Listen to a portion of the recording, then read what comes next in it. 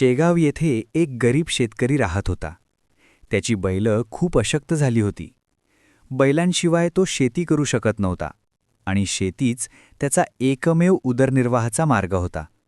तो फार चिंतेत होता.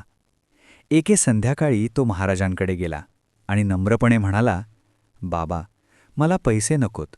फक्त माझ्या बैलांना ताकद मिळू दे, म्हणजे मी प्रामाणिकपणे काम करू शकेन."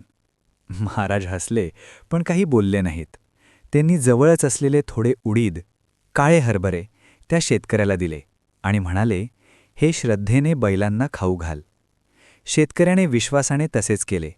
काही दिवसांतच बैलं हळूहळू बरी झाली आणि पुन्हा ताकदीने शेतात काम करू लागली. शेतकरी खूप आनंदी झाला.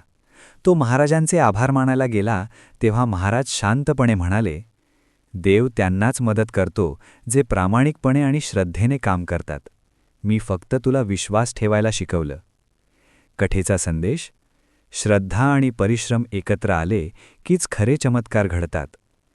गण गण गणात बोते, गण गण गणात बोते. जय गजानन गुरु गजानन.